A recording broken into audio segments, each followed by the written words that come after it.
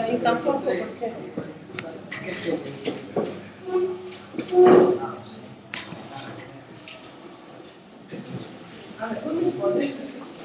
¿Sabes así? Espera, cambiando un puñado. ¿Vas a cambiar de...? Pon la centrada. Ahí. No sé si falta ahí. Pon la centrada.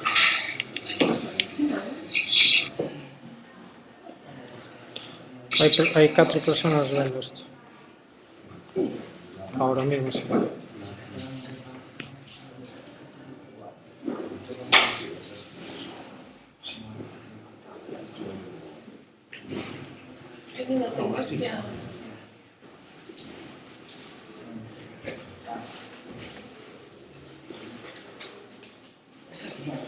Y no hay adaptador, sí.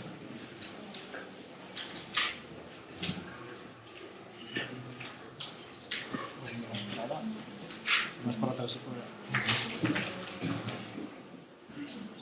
¿Tú cómo estabas? Sí. Sí.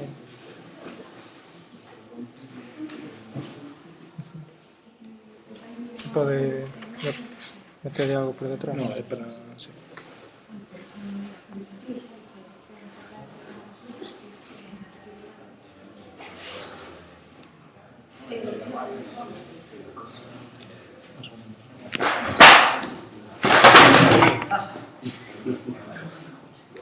Bueno.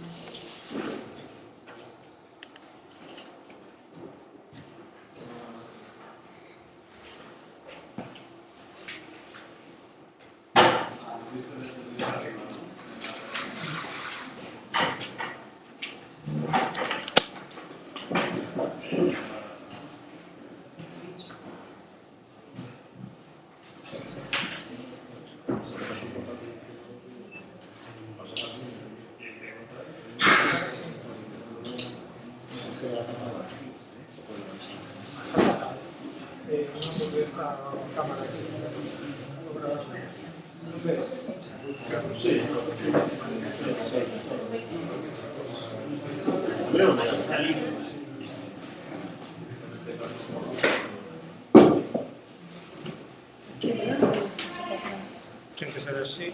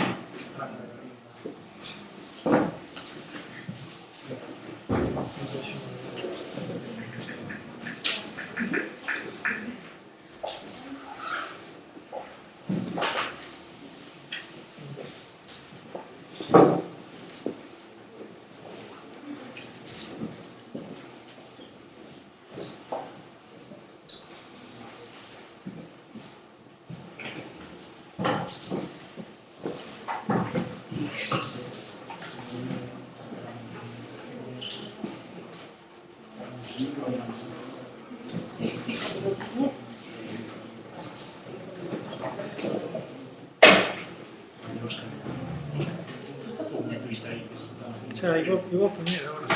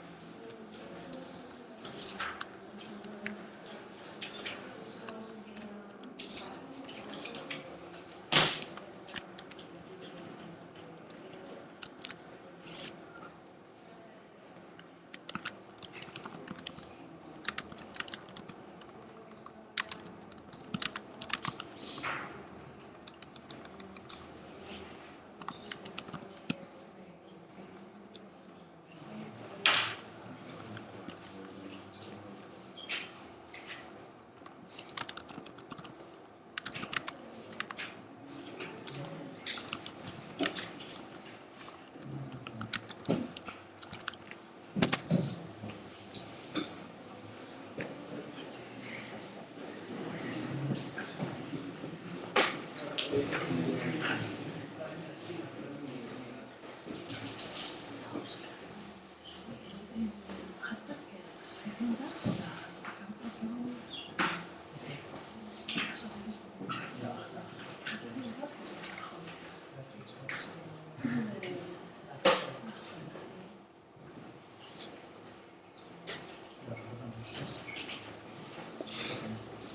pues si os parece, vamos a empezar. Bueno, antes que nada, gracias por vir a esta segunda charla que organizamos aquí na sede da DAG. O mes pasado, pues, tocou o diseño web, ou, bueno, máis que nada a historia do diseño web, con Óscar, nos deu a anterior charla. Desta volta, pues, toca un pouco a historia da tipografía, e toca a mí por falar un pouco sobre, bueno, unha pequena charla que preparei que se chama Revival tipográfico, a herdanza suiza no século XXI. Básicamente trátase de analizar un pouco a historia da tipografía, en concreto de remate, concretamente a aquela tipografía que está asociada co concepto de neutralidade. Ese concepto de neutralidade, de igual maneira, é algo que está asociado no mundo do diseño gráfico a un xeito de facer as cousas, unha especie como de ferramenta universal que dende aproximadamente mediados do século XX acuñouse como unha forma, digamos, de entender o diseño, que de alguma maneira, en la que hubo moitos variantes na historia do diseño, todavía se sigue sendo unha fórmula válida e todavía se sigue utilizando ese concepto de neutralidade para definir un tipo de diseño. Concretamente, moitas desas ideas do diseño gráfico surgiron no que se coñece como o estilo suizo internacional, o proxecto moderno, esa época entre os anos 40 e os anos 70, que definiron as bases, digamos, da metodoloxía do diseño, moitas das que temos hoxe en día. Bueno, para ilustrar un pouco esa idea levada ao mundo da tipografía, escollín un fragmento pequeno do documental Helvética, que supoño que casi todos o coñecedes, na que o diseñador holandés Wim Krauw explica que supuxo a tipografía helvética cando xurdeu, cando se comercializou para os diseñadores daquela época. The Helvetica was a real step from the 19th century typeface. It was a little more machined. It was doing away with these manual details in it. And we were impressed by that because it was more neutral. And neutralism was a word that we loved. You know, it should be neutral. It should have a meaning in itself. It should.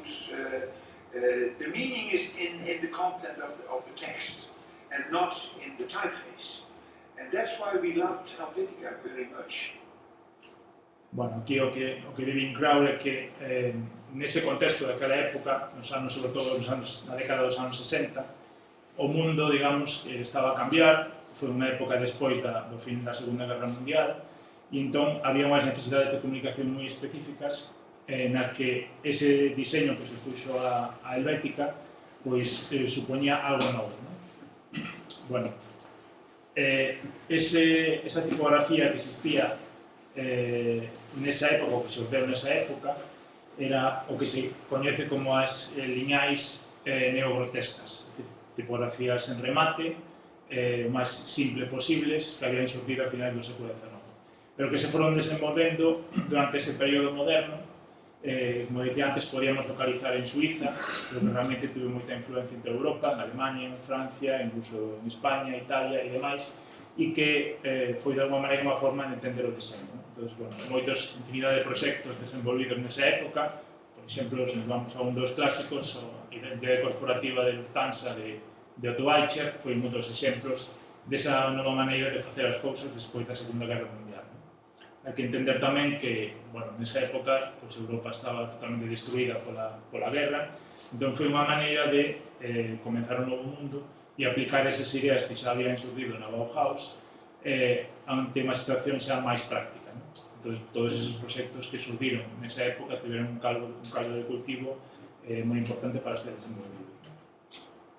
Bueno, esa idea das liñais neogrotescas que supuxeron a Helvética e outras tipografías contemporáneas a ela, como por exemplo a Universe ou a Folio, que eran tipografías tamén nese contexto, pois todavía sigue sendo, hoxe en día, un modelo, un esquema de diseño válido hoxe en día, sobre todo no contexto global no que vivimos, no que o diseño parece que ten que servir para calquer parte do mundo.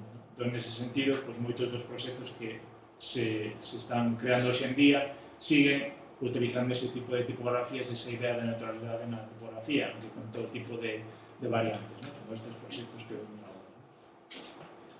Bueno, se falamos dos orixes das liñais grotescas, temos que retrotraernos ao século XIX, ¿no?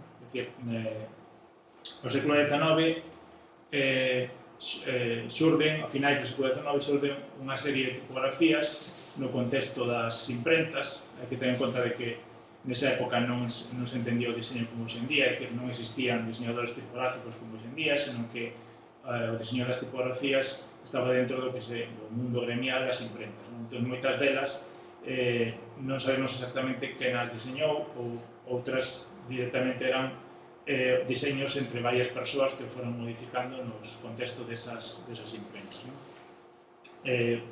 Se temos que facer unha definición das liñais grotescas, eran tipografías, pois, como vedes aquí, este caso era Accident Grotesque, que é unha tipografía de 1896, dun diseñador que se chamaba Günter Gerhard Lange, e de alguma maneira foi a primeira grotesca, a primeira tipografía sen remate, deste tipo con esta idea, que de alguma maneira triunfou. Non foi a primeira que existeu, pero sí a primeira que tuvo máis repercusión, e sobre todo que despois, nos anos 50, foi recuperada para o estilo suizo internacional.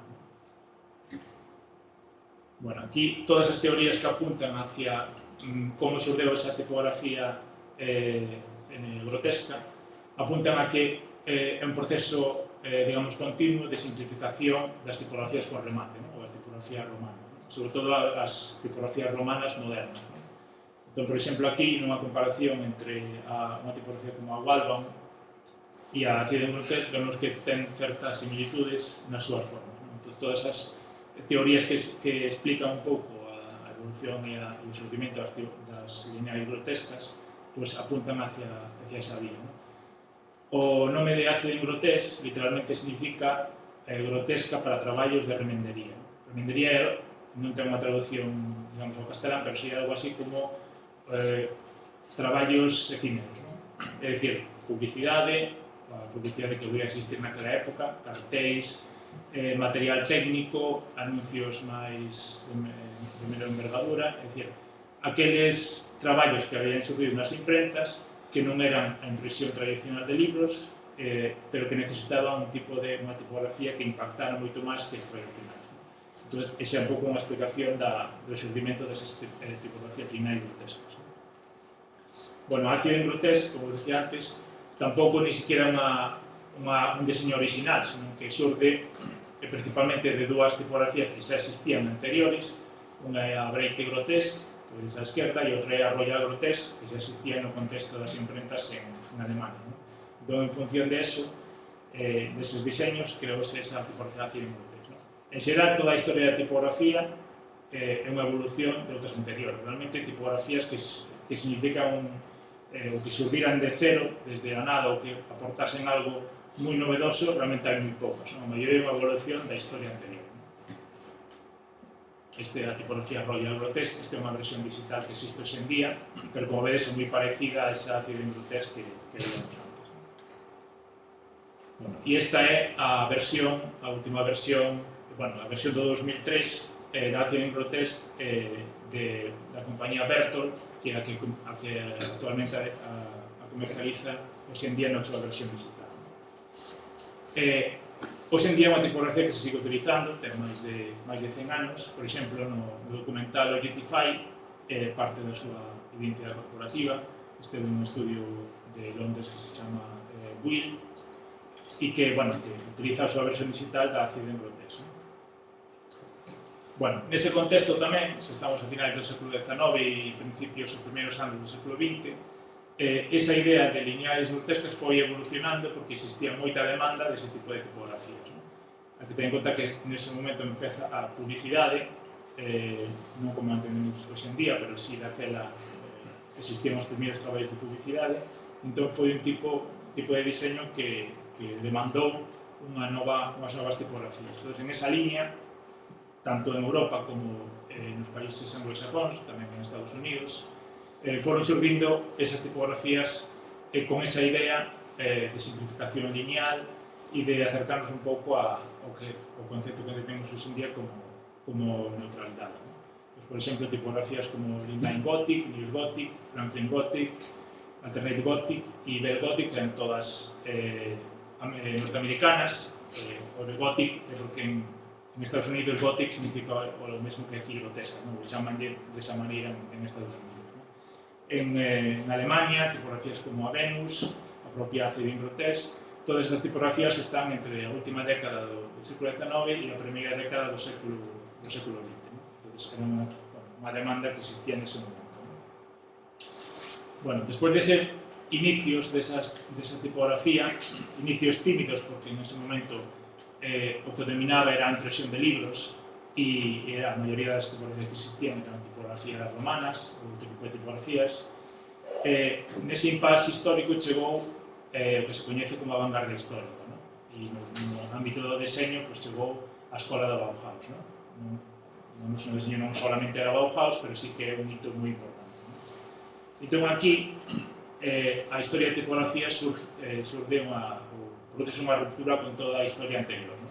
Por definición, digamos que a vanguardia histórica era un acto revolucionario. Entón, por definición, o que fixo foi tirar con toda a historia anterior e plantexar, neste caso, o deseño, a vida e a arquitectura e todo o que plantexaban eles de outra maneira.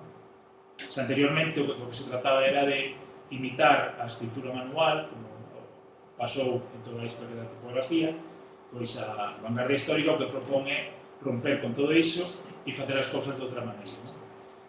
Se antes se imitaba a escritura manual, na vanguardia histórica o que se trata de imitar é un novo concepto que é o concepto da máquina. É dicir, o círculo, os movimentos de rotación, os movimentos de traslación, sustituen o movimento da má cando se escribe. Entón, o deseño das letras, o deseño das tipografías, obedece esa nova filosofía da vanguardia histórica, da ruptura histórica. O problema, digamos, é, como todas as rupturas, que non tivo en conta a historia da tipografía, e a historia da tipografía implicaba toda unha serie de fenómenos ópticos desenvolvidos ao longo de toda a historia.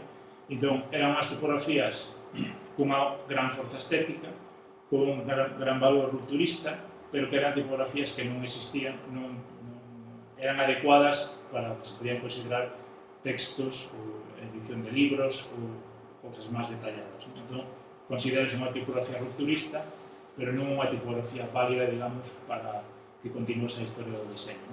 Entón, todas as tipografías que surgiron nesa época, a maioría delas, de alguma maneira, non trascenderon ou non continuaron existindo na historia da tipografía, en que logo, despois, na posmodernidade se recuperou esa idea, pero digamos que ninguna delas trascendeu como unha tipografía de imprenta na que se puderan imprimir a nivel mecánico cartéis ou pezas gráficas máis alá deses experimentos na Bauhaus e no entorno da Bauhaus. Excepto un caso que podíamos citar, excepto a Futura, que de alguma maneira sí que chegou hasta os nosos días, porque era unha tipografía que supoñía un compromiso entre a radicalidade da vanguardia histórica e as correccións ópticas necesarias para que o ollo humano poida ler, digamos, con comodidade. Ainda que a Futura é unha tipografía de Paul Renner do ano 1926, que non surgiu dentro da Bauhaus, pero sí, de alguma maneira, está dentro das ideas da Bauhaus. Entón, é unha tipografía que, se analiza en detalle, sí que ten moitas correccións ópticas que fan que sexa, de alguma maneira, un pouco válida para máis alá de traballos concretos. Si se editaron libros coa tipografía futura, e de feito, é unha tipografía que existe hoxe en día, que hai moitas versións digitais e que sigue tendo esa forza estética. Pero, en xeral, as tipografías da Bauhaus tamén sufriron dunha contradicción, que era que propoñían a máquina, a tecnoloxía da máquina como un novo paradigma, pero, sin embargo, a maioría das tipografías feitas na Bauhaus a través de Mojolinagui, que era o profesor de tipografía de Bauhaus, a maioría estaban feitas a man, estaban feitas eran letras de madeira, con cual era unha técnica bastante arcaica. Entón, non traspasaron esa barreira do experimento hacia o mundo das imprentas, que ao final é o mundo que máis distribuía e máis chegaba ao resto do público. Bueno, pasada esa época da radicalidade da vanguardia histórica, pues, históricamente considerase que o seguinte gran paso, gran etapa do deseño foi o que se denominou o proxecto moderno, ou fora de España tamén se chama modernismo, en España o modernismo é outra cousa, pero bueno, enténdese que esa época entre os anos aproximadamente 40 na que se empezou a forxar e os anos finais dos 70 na que empeza a posmodernidade. Bueno, nesa época, bueno, o contexto da fin da Segunda Guerra Mundial, como dicía antes, tratábase de crear un mundo novo, ¿no? Es decir, aproveitando a circunstancia de que Europa, as cidades estaban físicamente destruídas e a moral da xente tamén estaba destruída despois dunha contienda bélica tan máis importante da historia da humanidade. E entón, pues, unha serie de diseñadores digamos que pensaron unha nova forma de entender o diseño e propuxeron un cambio dos paradigmas do deseño. De unha maneira, considerase que o proxecto moderno foi unha aplicación pragmática das primeiras ideas da Bauhaus, ¿no? Nesta época tamén, na parte de diseño gráfico, considerase que, ou chamase, a época do estilo suizo internacional. Bueno, Suiza, sabes que foi un país que se mantivo neutral durante a Segunda Guerra Mundial, por tanto, quedou indemne da contienda bélica. A súa industria segueu producindo normalmente todo tipo de bens de consumo. Moitos dos diseñadores, artistas, emigraron a Suiza para seguir traballando na época da guerra. Por tanto, cando se rematou esa Segunda Guerra Mundial, pues, Suiza era un dos países potentes, tiña moitos diseñadores, tiña a Escola de Zurich, a Escola de Basilea, e, digamos que propuxo, encabezou esa revolución do diseño gráfico. Bueno, moitos dos proxectos desa época do proxecto moderno e moitos dos diseñadores como Emil Ruder, Joseph Müller-Brockmann, moitos outros diseñadores desa época plantexáronse que facer ou como plantexar un novo diseño que servira para esa recuperación económica e social e anímica de Europa. Entón, digamos que simplificando moito as súas teorías, baseáronse nas retículas compositivas e na tipografía de palo seco, a tipografía sin remate, para organizar un tipo de diseño, un tipo de comunicación visual, digamos, máis clara, máis efectiva, máis racional. Bueno, todos estes cartéis que a todos nos suenan e que son desa época. Bueno, si entramos entonces en detalle sobre que tipografía se utilizaba nese momento, de alguma maneira produce unha anomalía histórica, ¿no? E é que os diseñadores do estilo suizo internacional non consideraron a tipografía de vanguardia, en la que debería ser lógica histórica que podían utilizar, pero eles consideraban que os experimentos da Bauhaus non eran válidos para o seu novo tipo de diseño que querían facer. E deronse conta que non existía unha tipografía nese momento válida acorde coas súas ideas. Entón, botaron man de outras tipografías, das tipografías que estábamos falando anteriormente de final do século XIX, para levar a cabo os seus proxectos de diseño. Concretamente, a tipografía Accident Grotesque, que foi unha das máis usadas no proxecto moderno, e outras tipografías como a Monotype Grotesque ou outras tipografías que xa existían, que estaban no contexto das imprentas de finais do século XIX e a primeira década do século XX. Entón, todos estes cartéis que existen, a maioría deles están creadas, neste caso, está creada de Carl Gerner, está creada con tipografía Accident Grotesque. Isto é algo que a xente confunde ou considera que a helvética foi a tipografía moderna por excelencia, e realmente non foi así. A influencia da helvética, ou o triunfo da helvética, foi sobre todo na década a finais dos 60 e 70 en Estados Unidos, cando realmente a tipografía que máis se identifica como proxecto moderno foi a Accident Grotesque. Bueno, Ben, nese contexto no que os diseñadores do proxecto moderno non aceptaban ou rechazaron as tipografías como a futura ou as tipografías xeométricas da vanguardia histórica, nesa primeira época do proxecto moderno internacional, pois, botaron man das ferramentas que eles tiñan, non? Outras tipografías históricas que xa existían que empezaron a utilizar. Non? Pero nese contexto, pois, parece lógico que xurdira unha nova tipografía para, digamos, nesa época, diseñado nesa época, para ese novo tipo de diseño. Entón foi cando xurdiu a Neo Has Grotesque, que é o nome inicial que tivo a tipografía helvética cando xurdeu. É unha tipografía do ano 1957 de Max Medinger, que é un diseñador, bueno, realmente non era un diseñador, era un comercial da Casa Haas, que era a fundición na que se creou, bueno, evidentemente un comercial con grandes habilidades para o diseño, pero non era unha persoa, digamos, con unha trayectoria de diseño gráfico moi importante. Considérase que a helvética é unha evolución da Accident Grotesque. Bueno,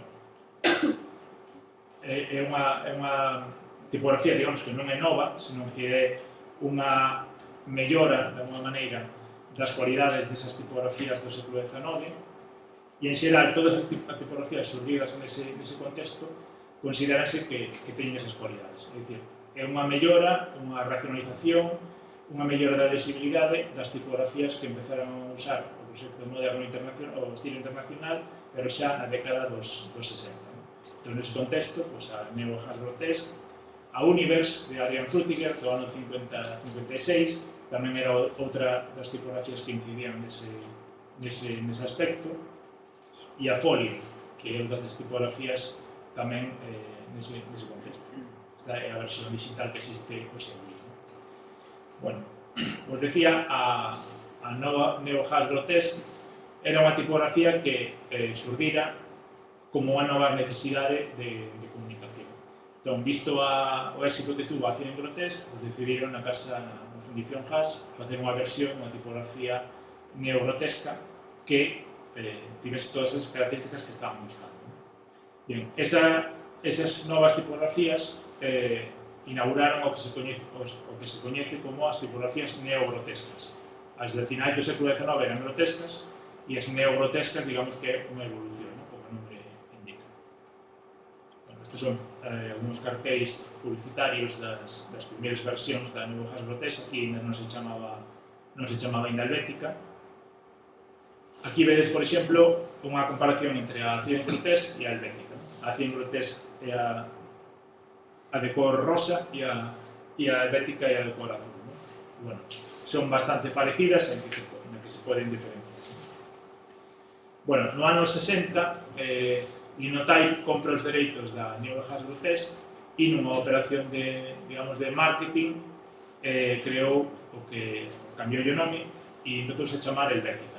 E iso, paradóxicamente, supuxo tamén un espaldarazo definitivo, sobre todo na súa expansión por toda Europa e tamén por Estados Unidos, da tipografía helvética. A helvética é un nome que en latín de Suiza, e entón Suiza tiña un enorme prestixio a nivel do diseño gráfico. Entón foi algo que contribuí moito a que se estendera por todo o mundo. Aquí algúns cartéis míticos da helvética. Non quería parar moito na helvética porque xa hai moitos documentales e exposicións sobre ela e demais, pero, bueno, é unha parte moi importante do deseño. Hai infinidade de marcas, sobre todo no entorno corporativo, cando deu o salto a Estados Unidos, na que se adaptou perfectamente ao liberalismo americano, o cual supoñía unha contradicción, pero, bueno, foi un triunfo rotundo. Ata as versións que existen hoxe en día, que ainda se sigue utilizando esa tipografía e cada vez máis. Bueno, a Universe é unha desas tipografías que vos decía antes que supoñen un cambio radical na historia do deseño. Normalmente considérase que a helvética é o icono da modernidade e que é a tipografía máis moderna por excelencia e demás, pero, sin embargo, realmente a tipografía máis consecuente con esas ideas foi a Universe, de Adrian Frutiger. É un ano anterior, en que máis ou menos surdiron na mesma época e coas mesmas ideas, pero é unha tipografía que xurdeu sin ningún tipo de carga histórica, por lo menos coñecida. Si tiña o seu autor Frutiger un gran coñecemento da historia do diseño tipográfico e un diseñador dos mellores que existen na historia da tipografía, e entón desenvolveu unha tipografía desde cero, con todo o coñecemento sobre as leis ópticas da lectura e demais, pero digamos que foi unha tipografía que foi creada originalmente desde cero e, sobre todo, planificada dun xeito racional. Este é o esquema, digamos, o esquema coñecido da Univers de 21 variantes. E cando saliu a primeira versión xa era para tecnoloxías de fotocomposición, unha tecnoloxía nova, e tiña 21 variantes. E esa idea de unha tipografía creada con moitas variantes para resolver calquer tipo de problema na comunicación gráfica, iso sí que supuxo unha novidade nese momento. Hai que ter en conta de que as tipografías hasta ese momento non tiñan tantas variantes, ni moito menos, ni moitísimas menos variantes, e xurdían un pouco según as demandas do mercado. Pero cando se deu a Univers, digamos que foi, de alguma maneira, mostrarlle aos diseñadores gráficos unha ferramenta na que con só unha familia tipográfica, con todas as súas variantes, podían resolver todos os problemas de comunicación gráfica que existían nese momento. Entón, esa é unha idea moi moderna, moi do proxecto moderno. É unha ferramenta, digamos, de comunicación universal. Daí o seu nombre, que non é aleatorio. Bueno, ese é o esquema clásico da Univers, que ademais despois copiaron moitas tipografías e siguen ofrecendo ainda hoxe en día. Outra das rupturas ou das grandes cualidades da Univers era que atendía a os textos, digamos, para os textos en tamaños pequenos para a lectura. Suele diferenciar entre as tipografías para titulares ou para tamaños grandes ou para casos específicos e tipografía para ler, que é toda a tipografía para ler, pero digamos que no mundo do deseño enténdese o que se quere decir. Entón, a Univers foi a primeira tipografía sin remate que atendía a eses problemas de lectura en todo tipo de tamaños, tamén obedecendo a ese esquema racional das 21 variantes para problemas de comunicación. Entón, ten todo tipo de correccións ópticas e atende a todo tipo de detalles no que, bueno, pues Frutiger é un maestro. Entón, supuxo un gran paso para as tipografías sen remate, xa que hasta antes estaban consideradas, digamos, de segunda fila ou non aptas para todo tipo de contextos. Entón, a Univers sí que foi consecuente con esas ideas do proxecto moderno. Bueno, se podemos ver algún proxecto no que se utilizou a Univers, foi unha tipografía moito menos utilizada que a helvética, pero sí que en moitos proxectos interesantes e importantes sí que foi utilizada. Por exemplo, o máis coñecido é o proxecto das Olimpiadas de Múnich no 72 de Otto Aicher e todo o equipo de comunicación das Olimpiadas, no que usou, digamos, esa tipografía Univers e na que, de alguma maneira, explotou todas as súas cualidades. O evento dunhas Olimpiadas é un evento moi grande, porque require moito tipo de información e en todo tipo de contexto. Entón, considérase que o uso da Univers que fixo Otto Aicher é un dos grandes diseños da historia do deseño. De todo tipo de publicacións, sinaléticas. Nese momento empezaban tamén os medios audiovisuais, na década dos 70, xa había a televisión, entón tuvo que ser utilizada. Hai todo tipo de mapas, esquemas, boletines, horarios de actividades deportivas e demais. Entón, foi unha tipografía que se atendeu, que se adaptaba perfectamente ao tipo de comunicación que querían nese momento.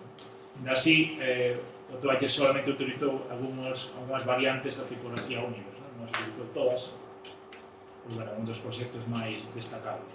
Tamén, Wim Grau, para o interés corporativo do Stedelijk Museum de Ámsterdam, tamén usou esa tipografía Univers, e además casi exclusivamente. Este tipo de comunicación do museo estaba basado, desde o logo hasta o tipo de horarios e máis, estaba basado solamente na tipografía Univers, neste caso. Bueno, o contexto do estilo suizo internacional foise desenvolvendo nesas ideas da neutralidade, nesas ideas da comunicación efectiva. Entón, todos estes cartéis que, curiosamente, agora volven outra vez de moda e hai moitos diseños actuales que imitan este tipo de diseño do estilo suizo, pero considerase que tanto na escola de Zurich como na escola de Basilea, que eran as dúas grandes escolas de Suiza, pois había unha serie de normas ou unha serie de ideas na utilización da tipografía e ainda que a xente, pois, de alguma maneira engloba todas as escolas de Suiza no denominado estilo suizo internacional, hai que dicir que, por exemplo, a escola de Zurich utilizaba preferentemente a Accident Grotesque, a Helvética e a Monotype Grotesque, mentre que a escola de Basilea utilizaba preferentemente a Univers. Nese caso tan homoxéneo había certa competencia. Bueno, esa idea das tipografías neogrotescas que demandaban un tipo de comunicación en diseño non foi unha idea exclusiva desas grandes tipografías como Univers, Helvética ou Folio, que son as máis coñecidas e as que máis, digamos, triunfaron, senón que en moitos dos países europeos do contexto, Holanda, Italia, Francia e demais países limítrofes como Alemania e Suiza, en moitos deles diseñáronse tipografías con esa mesma idea. Non triunfaron tanto porque é verdad que a competencia era moi grande e a calidad das tipografías era tamén grande, pero sí que existía esa idea da neutralidade, desa idea das lineais neogrotescas e moitas das fundicións tipográficas en diferentes países crearon esas versións. Por exemplo, en Holanda, unha tipografía que se chama Mercator, dun diseñador que se chama Dick Doiges, tamén do ano 57, que se diseñou ao mesmo tempo que a Helvética. Iso quer dicir que non eran copias, senón que existía na situación do diseño nese momento esa necesidade. Entón, bueno, Mercator foi unha delas. Sacou a Amsterdam Type Foundry, que era unha fundición tipográfica en Amsterdam, das máis importantes de Holanda nesa época.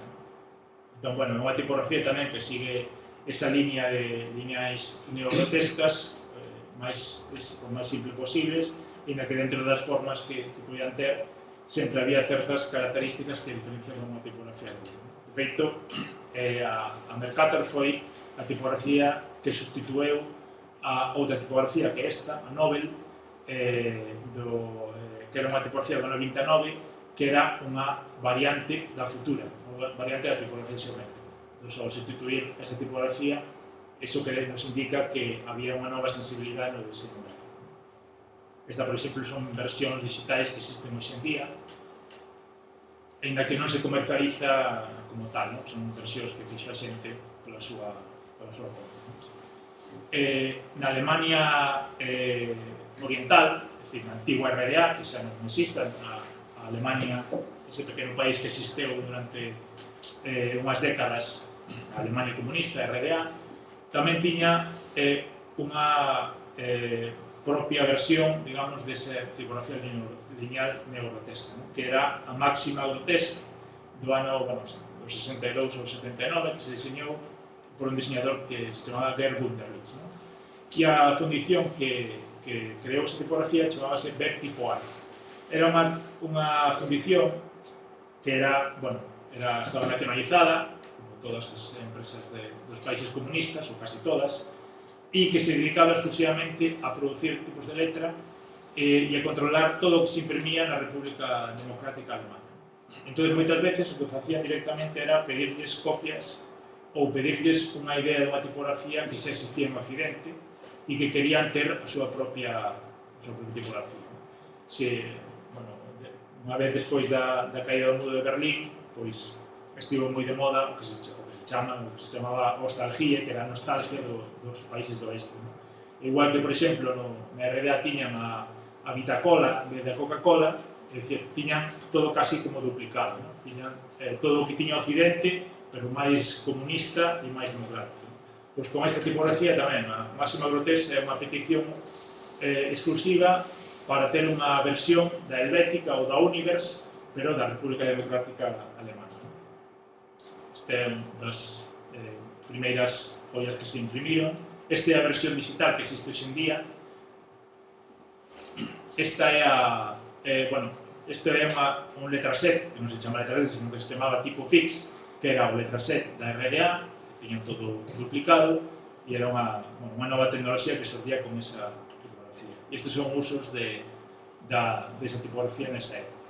Este foi o primeiro libro que se imprimeu coa máxima grotesca, completo, é dicir, tamén se utilizaba como letra de texto. E este foi un proxecto que non se chegou a realizar, que era a sinaléctica do metro de Berlín Oriental, na que se iba a utilizar esta tipografía máximo grotesca para bueno, era no metro e tamén nas líneas de autobuses no transporte público do Berlín Oriental. Pero, entre medias, caeu o muro de Berlín, entón, evidentemente, ese proxecto quedou montado. Bueno, neste caso, coa chegada ou coa unificación da Alemania, co fin da Guerra Fría, digamos que todo o que nos primeiros anos, todo o que significaba a República Democrática Alemana, pues quedou no olvido, e anos despois empezou a reivindicar. Entón, na parte de tipografía, hai un grupo de investigación da Universidade da Bauhaus University, da actual, que se chama Tipoart Freum, que amigos da Fundición Tipoart, na que, bueno, fan un traballo de recuperación histórica sobre os diseñadores e as tipografías que se editaban na RDA, nesa Fundición Beck Tipoart. Esta é unha das publicacións que fixeron, reivindicando, digamos, o deseño que se facía nesa época. Aquí, por exemplo, vedes algunhas das copias ou das versións que tiñan a Fundición Beck. Aquí, á esquerda, tedes unha tipografía que se chamaba Timeless, que é unha copia da Times New Roman. A dereita, a Super Grotesque, é unha versión da Futura, ou unha tipografía xeométrica que pretendía, digamos, competir coa Futura. E a de baixo, a Pública, é unha versión da Óptima. Entón, tiña como todo duplicado, ¿no? Pero realmente eran unhas tipografías de gran calidad, ¿no? O sea, non se poden considerar que se sean copias, ¿no? Sino que eran originales, ¿no? Bueno, en Italia tamén foi un dos países no que máis calou esta idea das lineais neogrotescas, ¿no? Por exemplo, esta que temos aquí é a recta de Aldo Novarese, na que esta é a versión condensada, pero de alguma maneira era unha tipografía que tendía máis a xeometría, pero sí se adaptaba a esa idea da neutralidade e de crear unha tipografía para todo tipo de contexto. Se vedes aquí abaixo da esquerda, vedes que tamén surdiu con 21 variantes seguindo o esquema da Univers de Frutiger. Aquí, algunhas das variantes da recta. Outra das tipografías desa época foi a Forma. Neste caso, bueno, a recta editou ou creou unha fundición que se chama Nebbiolo, ou que se chamaba Nebbiolo, de Turín, que era unha das fundicións tipográficas máis importantes, nese caso máis importante de Italia. E tamén a fundición Nebbiolo propuxe a unha serie de diseñadores que creasen unha tipografía tamén lineal neogrotesca nesa liña. E, bueno, xuntou a 8 ou 9 diseñadores, entre eles estaban, por exemplo, Bruno Munari e tamén Aldo Novarese, que foi o que máis participou nesa creación da tipografía Forma.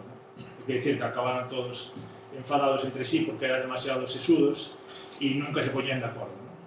Imaginados, pues eso, Bruno Munari opinando sobre tipografía e a forma e tal. E, bueno, esta é a publicidade da Casa Olivetti, maquetada con esa tipografía Forma. Quer dicir que non foron tipografías que tuveran moito éxito máis alá das súas fronteiras nos países locais. Esta é unha versión digital que existe hoxe en día, pero que non se comercializa, que é de Carlos Rosell, que é un profesor da Universidade Politécnica de Valencia, e foi digitalizada exclusivamente a encargo da editorial Cambraf de Valencia para editar o libro e para maquetar os textos do libro de Aldo Novarese que publicaron fai uns anos. Fixeron unha versión digital desa tipografía Forma. Así se las gastamos de Cambraf.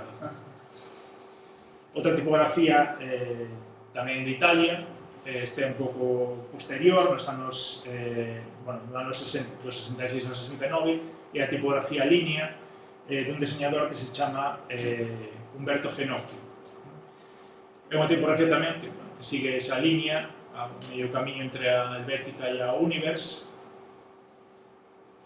e, bueno, é moi pouco coñecida porque, bueno, de feito non existe, o que puidan averiguar, non existe unha versión digital, porque o autor, Humberto Zenopio, se niega en rotundo a que se digitalice. Unha persona un pouco especial polo que puiden averiguar. Entón non ten os dereitos da letra, entón non deixa que a idea digitalice. Pero eu sí que o fixen e teño unha versión digital así, por divertimento, pois fixen unha versión digital desa tipografía línea, con todos os erros que poida ter e demais, pero, bueno, pareceume que estaría ben recuperada. En Francia, tamén foi outro dos países no que se estenderon as ideas do proxecto moderno. Pero en Francia, digamos que tiña, ou tivo nesa época, unha forte influencia do que se denominaba a gráfica latina. A gráfica latina, ou a tipografía latina, que ten un nombre un pouco contradictoria, porque digamos que é un tipo de gráfica que ten que ver algo co carácter mediterráneo, pero que non está del todo moi definida.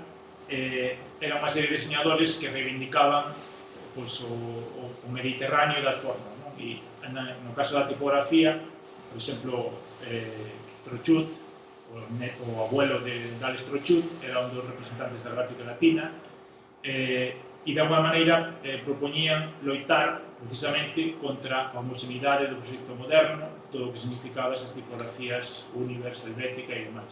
Entón propoñían un acento na caligrafía e no humanismo da letra. Entón, esta tipografía Antique Olive, da Fundición Olive, supuxo un compromiso entre esa gráfica latina e o racionalismo do proxecto moderno. É unha tipografía desa época, do ano 69, dun diseñador francés que se chamaba Roger Escoffon. Entón, de alguma maneira, non é exactamente unha tipografía como a que vimos anteriormente, pero sí sigue esa idea de compromiso entre a racionalidade e a expresión. Originalmente foi unha tipografía que se chamaba Nord e que foi creada para a identidade corporativa da Air France. Despois, posteriormente, foi evolucionando con diferentes variantes e demais, converteuse no que hoxe en día, esta versión digital da Antique Olive, no que hoxe en día. Quer dizer que o seu autor, cando a creou, pretendía que fose unha tipografía moi versátil e que tamén se editasen libros con esa tipografía. Pero realmente en Francia o gran éxito desa tipografía foi no mundo publicitario, non tanto no mundo editorial. Aquí diferentes variantes da... Outra das tipografías que tamén sigue esa liña de compromiso entre a gráfica latina, entre o humanismo da letra e o racionalismo, foi a Brasilia, de Albert Heulenstein, do ano 58, que creou nunha pequena fundición que existía en Francia que se chamaba Heulenstein Fototipo. Como veis, é unha tipografía que sigue esa liña das liñas neogrotescas, pero con certos rasgos moi exagerados, de maneira que era un compromiso. E outra das tipografías francesas desa época, que tamén sigue a mesma filosofía, era Aeras, de Albert Botton, do ano 63, tamén editada en Heulenstein Fototipo, que tamén seguía, que era un pouco máis racional, pero seguía ese humanismo da letra e ese compromiso entre as dúas tendencias. En España non había ou non houbo unha tipografía neogrotesca diseñada en España por ningún diseñador español, pero o que sí houbo foi a través de diferentes fundicións que existían en España, como a Richard Gans, Fundación Miranzo, Neufville. O que facían era importar tipografías de Alemania e directamente cambiar o nome. Parecía que eran españolas, por exemplo, a Grotesca Ideal, que é aquí, ou a Grotesca Favorita, en realidade eran versións de tipografías de fundicións alemanas que existían nesa época. Por exemplo, a Grotesca Ideal que temos aquí realmente é unha copia de outra tipografía que se chama Aurora Grotesque do ano 1912, que se imprimiu, que se creou en Alemania. E veis, por exemplo, outra vez a Grotesca Ideal, a Grotesca Favorita e a Grotesca Reformada, en diferentes fundicións, basicamente en Cataluña e algún en Madrid. E iso era, digamos, o proxecto moderno que chegou a España. Hai que dicir tamén que en España a tipografía que máis triunfou no proxecto moderno foi a folio, porque a Fundición Neufville tiña os dereitos desa tipografía, entón era moi fácil acceder a ela. Conseguir a Helvética en España era casi imposible. De feito, a Helvética triunfou e chegou a España co letra seca, ni siquiera con fotocomposición. Bueno, despois desta época dos anos 50, 60 e finais dos 70, chegou o seguinte período histórico, que era a posmodernidade. Bueno, a posmodernidade evidentemente supuxo o cansancio do proxecto moderno. Levamos unhas cuantas décadas plantexando sempre as mesmas ideas, entón a posmodernidade o que fixo foi romper con todo o anterior. Entón, todas as ideas que había en torno á tipografía que estamos vendo hasta ahora, pois se replantexaron na posmodernidade. A posmodernidade, pois, hai unha serie de conceptos como a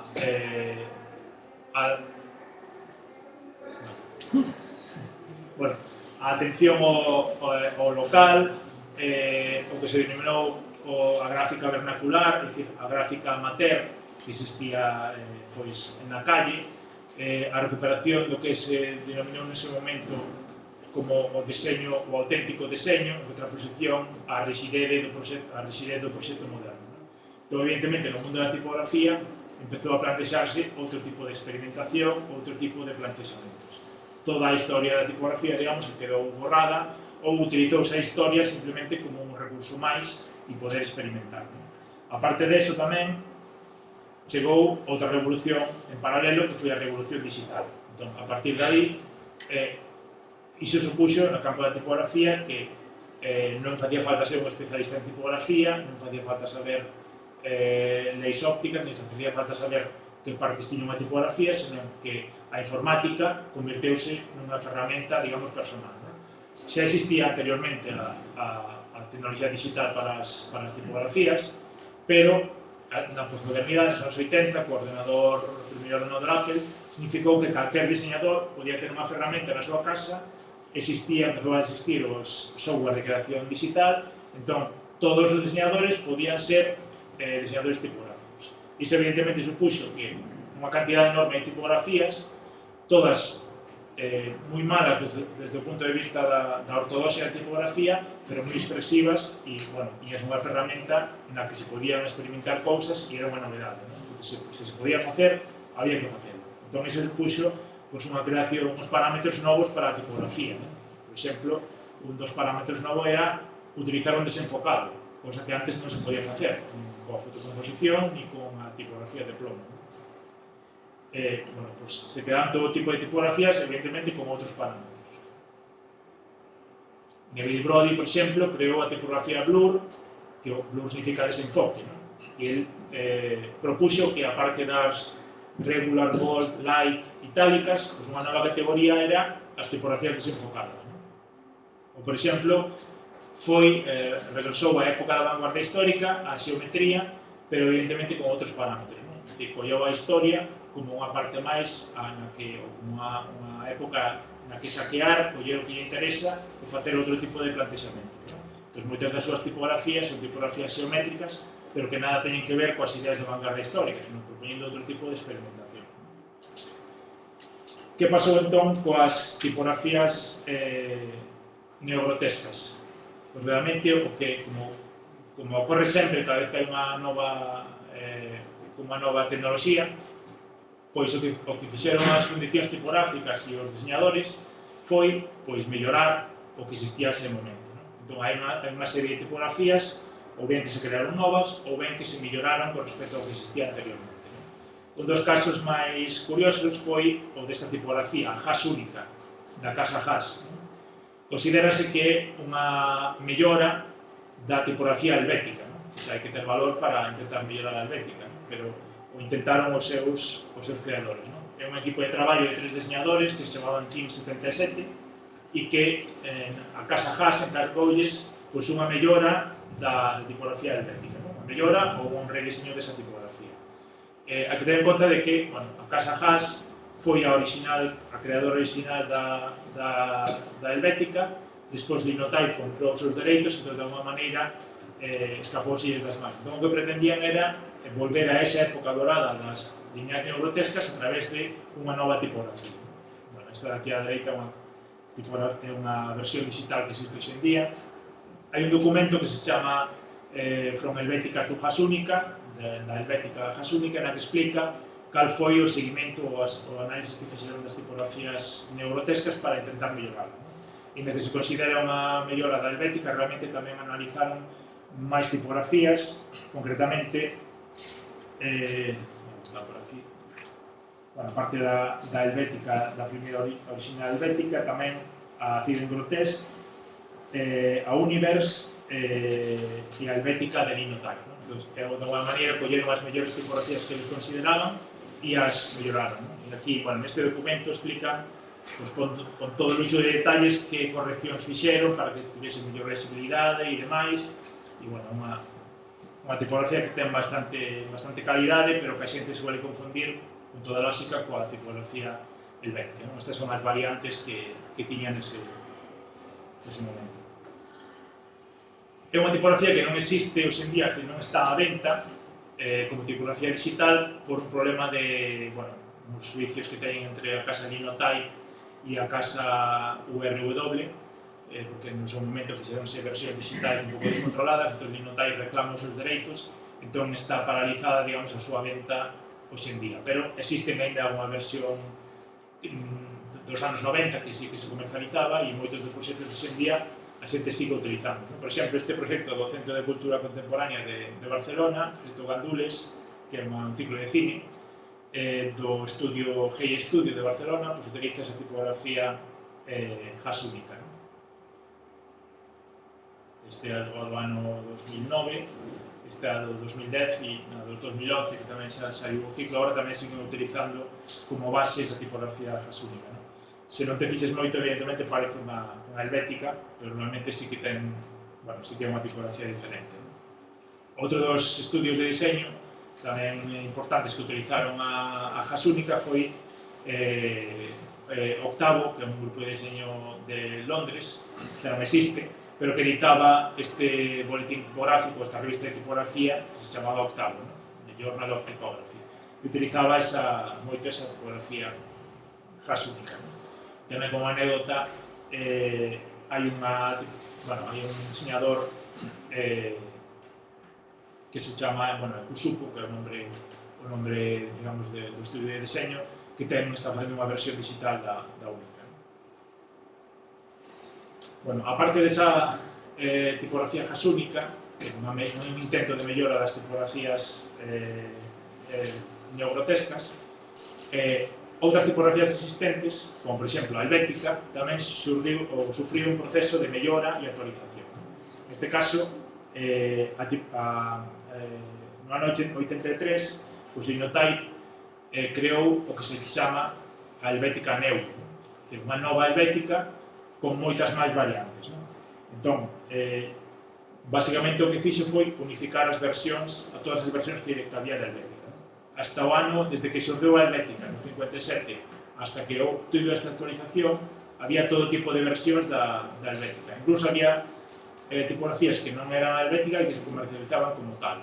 Como tivo tanto éxito nos seus primeiros momentos, a xente empezou a demandar versións da tipografía, variantes. Por exemplo, versións expandidas ou comprimidas para os seus deseños, e a casa Linotype aproveitou esa demanda e directamente o que fixo foi, en vez de diseñar tipografías variantes da helvética, o que facía é coller outras tipografías que se parecían, lle cambiaba o nombre e as vendía como se foran helvética.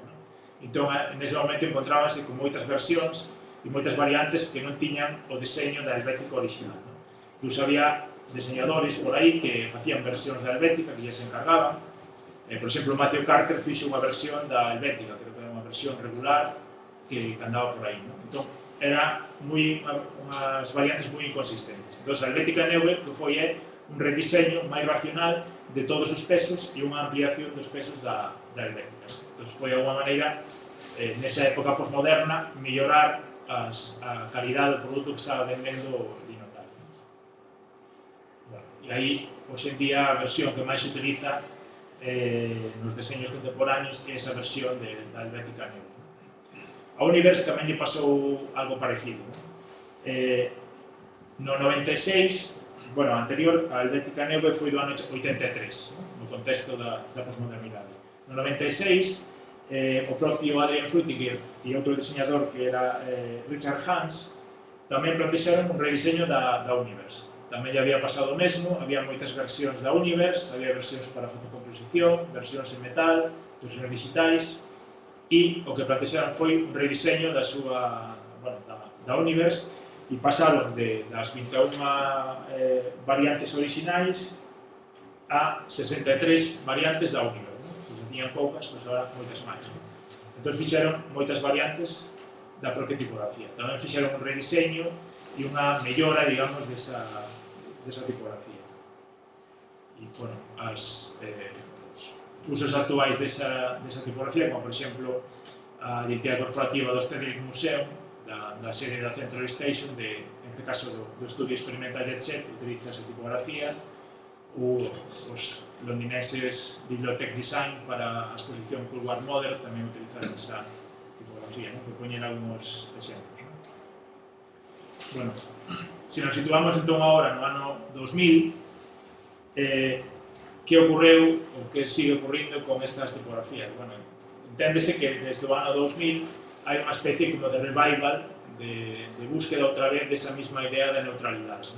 Entón, como un exemplo desa idea, temos este, que é un proxecto de Kai Bernau, que é un diseñador un diseñador suizo, pero que estudiou na Academia de Belas Artes da Haya, e é un proxecto, esta tipografía neutral, que xa o nome indica de que se trata, en torno á investigación da idea da neutralidade no diseño gráfico. Entón, ele elixeu unha serie de tipografías que, ou ben pola forma, ou ben pola súa pregnancia, ou ben porque a xente está acostumbrada a velas, elixeu unha serie de tipografías e analizou unha serie de parámetros do que supostamente eran as tipografías máis neutrais que existían.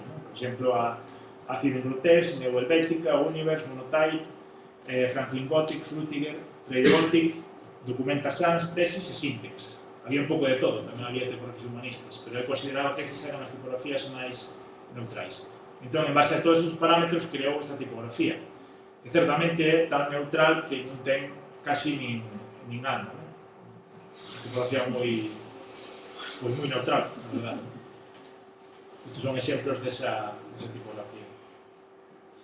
Outro exemplo nese sentido, pero esta vez é un pouco máis diferente, as dúas tipografías da fundición RS Type de Ámsterdam, de Angus Schamal, que é un diseñador holandés, neste caso do ano 99, a RS Maquette, que é unha tipografía, digamos, que ten un carácter máis humanista, pero, incide nesa idea mesma de utilizar esa idea da neutralidade, da tipografía racional, da tipografía versátil, con moitas variantes, para os problemas de comunicación que existen hoxe en día. Esta é unha tipografía que está disponible tamén para a web, non sei se é no Fontkit ou outras plataformas para o diseño web. Aquí outro exemplo. Tamén do mesmo diseñador, do 97, a RS Region, que é outra tipografía tamén incide nesa idea, de que ten algunhas características que fan que sean un pouco reconhecido. Aquí un calendario diseñado nesa mesma tipografía. Chris Sowersby, que é un diseñador neozelandés, tamén dos máis recoñecidos hoxe en día, diseñou esa tipografía que é a National Sans no ano 2008. El conta que Nova Zelanda é un país con moi pouca tradición tipográfica, seguramente con menos tradición que en Galicia, entón que se sinte un pouco libre de crear as tipografías sin ningún contexto histórico. En así, despois de ver que no seu país casi todas as revistas estaban maquetadas con Helvética, pois el decidiu crear unha versión desa tipografía neozelandesa, que non teña tradición. E, é unha tipografía máis humanista, un pouco máis cálida, pero tamén con personalidade. Aquí hai uns exemplos do uso desa tipografía.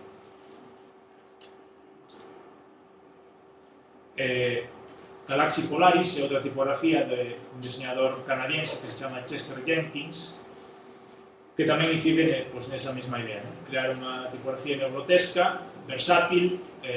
Neste caso, comezou a ser un proxecto concretamente para maquetar a tesis doutoral da súa noiva, o cual hai que estar moi enamorado para facer eso, e depois ao final se converteu nunha tipografía. E vemos algúns exemplos dese uso.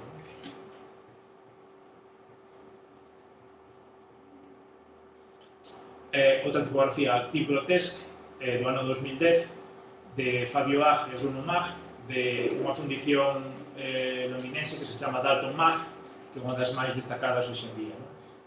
Ele, cando se creou, o ano pasado, publicitouse, digamos, con un eslogan que era Helvética Killer, que era este home, Bruno Mag, que é o dueño, digamos, da fundición Dalton Mag, odia profundamente a Helvética, porque di que é unha tipografía que é unha farsa, que ni siquiera é unha tipografía original e que, digamos, que se estendeu tanto porque tiña unha gran campaña de marketing detrás primeiro, logo despois os ordenadores Mac a incluíron no sistema operativo, entón que se estendeu por todo o mundo casi como a Comic Sans, a outro nivel, pero en certa maneira sí que ten razón. Entón creou esta que era a Tigrotesc, unha tipografía tamén con moita calidade e nesa mesma idea, que eran unhas variantes desa tipografía.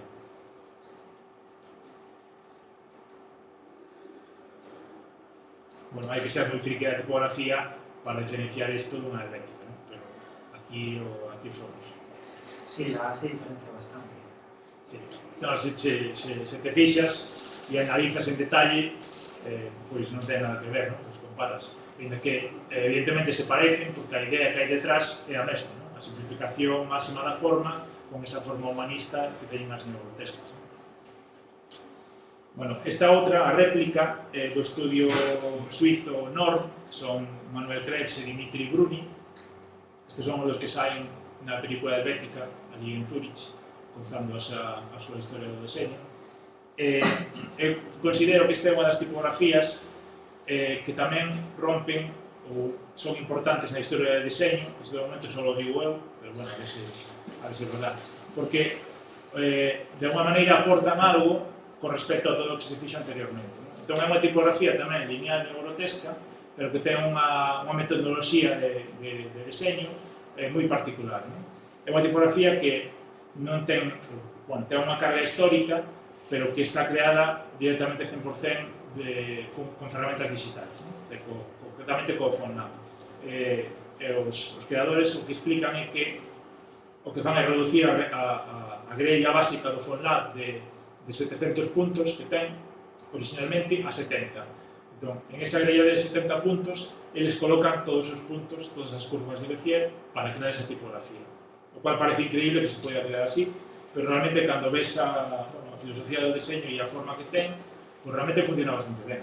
Ademais, incumple moitas das normativas, digamos, visuais da letra e demais, pois as ascendentes e descendentes, que os diagonais teñen que ter un peso, os verticais teñen que ter outro, pois esta realmente en moitas das ocasións o incumple, pero realmente sí que funciona, ¿no?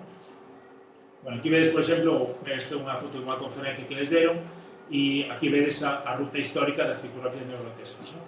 1900 ácido en Grotesc, no proxecto moderno Helvética Universe, ese modelo, no 77 a única, eles danlle moita importancia a única porque en Suiza tivo moita repercusión, e despois no 2007 a réplica. E aquí explican esa reducción da rejilla. É unha tipografía que se te fixas moito, cando se imprime en tamaños moi grandes, ten uns biseles nos remates e ten unha serie de cortes que en principio parecen o anti-ortodoxo, pero que logo despois funcionan moi ben en tamaños grandes e en tamaños pequenos eses biseles o que fan é que a tipografía parezca máis suave. Aquí ves, por exemplo, a filosofía de construcción, e realmente está feita así, pero realmente está basada na xeometría, pero realmente ten un aspecto bastante orgánico cando se usa. Aquí, diferentes exemplos, é unha tipografía que está moi de moda e se utiliza moito, no libro este típico de Geibig, da farmacéutica suiza que editaron eles, pois a usan na portada, ou nos cartéis que teñen. A identidade corporativa do mapa de Barcelona tamén usa a tipografía réplica, incluso aquí tamén, na Cidade de Cultura. Non sei quen diseñou isto, non sei se está aquí, pero non o puiden averiguar, pero tamén utiliza esa tipografía réplica na identidade corporativa e nos programas de actividades e demais.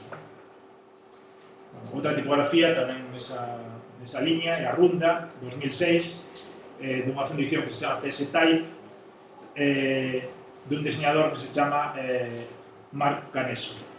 E, bueno, é unha tipografía que incide nesa mesma idea das tipografías lineais neogrotescas. Os exemplos. Esta é outra que se chama Swiss BP, que tamén da fundición Swiss Typeface. Son suizos, por tanto, evidentemente tiñan que facer algo así. E tamén é unha tipografía, unha variante máis de todas as que vimos anteriormente. Aquí, por exemplo, en casos na revista Idefune, a usan e tamén pasaría por Helvética sin problema. E este é outro anuario de un libro publicado en Alemania. RM regular é outra das tipografías de máis creative, este é deste ano, 2011, e tamén incide nese aspecto. Aquí, digamos que a A ten unha forma un pouco diferente, cada unha delas, digamos que se diferencia con respecto ao anterior, en xeral e en detalles en particulares. Son carteles promocionais, hasta como se diseñou este ano non hai moitos exemplos de uso. Bien, outra das tendencias que existen, aparte de crear novas tipografías de liñas neogrotescas, é o revival, é dicir, recuperar vellas tipografías, actualizarlas ou recuperar a idea de varias tipografías e quedar só unha. Por exemplo, a FF Bau de Christian Schwarz. Christian Schwarz é un diseñador tamén dos máis coñecidos e dos máis reputados, é unha persona bastante xoven, 30 e poucos anos, traballa en Nova York, e é un tipógrafo que traballa moito nesa liña de recuperación de tipografías históricas. Por exemplo, esta, que se chama Bau, en recordo a Bauhaus, porque era unha das tipografías, concretamente a Shelter Grotesque, é unha das tipografías que usaba a Bauhaus nas súas publicacións. A parte dos experimentos da vanguardia histórica, había outra tipografía que utilizaba moito nos talleres da Bauhaus, onde aí o seu nome.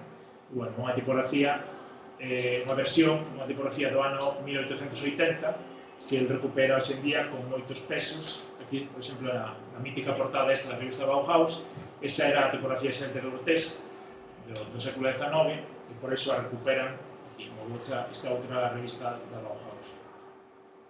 Ou incluso Dean Crow tamén a utilizou nos cartéis para o Stedelijk Van Aven Museum de Eindhoven, nos seus diseños. O sea, que era unha tipografía que xa se coñecía. Aquí, como anécdota, tamén hai que decir que moitos dos diseños de Dean Crow e de outros diseñadores da época, digamos que teñen unhas formas moi irregulares ou vese unha tipografía moi deformada, porque realmente o que facían era recortalas e pegadas, ni siquiera eran tipografías de metal, de fotocomposición, porque non chegaban, non se distribuían tanto como agora. O propio Dean Crow conta unha anécdota que el viaxaba a Alemania para conseguir esas tipografías, compraba revistas e logo chegaba a Holanda, a recortaba e con un rotulador por encima, con tinta e demás, facía cosas, e por eso teñen un aspecto así un pouco manual nos seus cartéis. Esta é a familia completa. Aquí o que fixo foi aumentar as variantes. Por exemplo, a Ultra Volt, o seu diseñador, Christian Schwarz, conta que é unha demanda dos americanos. Os americanos gustan moito as tipografías ultra negritas. Esta é a FF Bau. E aquí hai alguns exemplos de traballos de tipografía. Outra das tipografías neste caso do 2000 actual, 2007 tamén de Christian Schwarz, é a revista Graphic, a tipografía Graphic, que se algún de vos compra a revista Wallpaper, é a que utiliza na súa maquetación. Non no logotipo de Wallpaper, senón nas maquetacións e demais. Bueno, esta é unha tipografía que tamén é unha mezcla de moitas tipografías. Por exemplo, dunha tipografía que se chamaba Plaque, de Paul Renner, de outra tipografía que se chamaba Neocei Grotesque, da recta de Alto Navarese, que vimos anteriormente, da máxima grotesque, da RDA. É dicir, o que fixo foi analizar varias tipografías da historia similares da historia do século XX e crear esta outra tipografía que realmente sí que ten bastante personalidade. Outra moi coñecida é a Accurat, de Laurent Burner, de 2004. Laurent Burner é un profesor da Universidade da Escola Rietveld de Ámsterdam, e este foi o proxecto de fin de curso desa academia cando era alumno. E tamén é unha mezcla entre Helvética, Neufeit, Accidents, Letter Grotesque, de varias tipografías. É unha tipografía que está moi de moda hoxe en día precisamente pola súa versatilidade. Significa o mesmo que a Helvética, pero non é Helvética e dai un toque un pouco máis diferente. Este, por exemplo, é un proxecto dos cataláns Turmix, que utilizan esa tipografía, ou este outro da identidade corporativa do Soap Band Center, tamén utilizan a Accurat. Este é o type specimen da tipografía. Outra tipografía de Chris Sobersby, do neozelandés, é esta, que se chama Fonder Grotesque, e aquí realmente o que fai é basearse en antiguas tipografías dunha fundición escocesa que se chamaba Miller Richards a través dun type specimen. O type specimen é simplemente un exemplo que se editaban nas fundicións tipográficas para publicitar as súas fundicións. Entón, colleu varias das tipografías que existían nese momento nesa fundición escocesa, é dicir, é un neozelandés que foi a Escocia a revolver por aí a ver onde había unha tipografía que se podera recuperar. Hasta ese punto chegamos. Entón, en base á mezcla de varias tipografías desa época, creou a Fonder Grotesque. A Teinhard Grotesque, outro caso tamén, neste caso é o dun diseñador da ECAL de Suiza, que se chama François Rapot, este é do ano 2006, e o que fixe foi un revival de outra tipografía que se chamaba Royal Grotesque do ano 1880 de Ferdinand Teinhard, por iso se chama Teinhard Grotesque. E a tipografía que utiliza en este libro, que está editado por él, o libro que está editado por él é un exemplo de traballos dos seus alumnos da École de Suiza, alumnos do curso de tipografía. Con él, recuperou esta tipografía, usou unha aquí e outras máis que ten.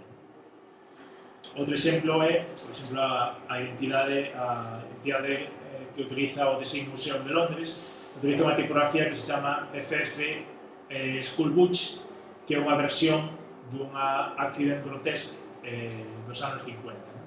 Entón, é a que usa o Design Museum nos seus elementos de comunicación, e realmente sí que lle dá coherencia porque é unha tipografía bastante peculiar.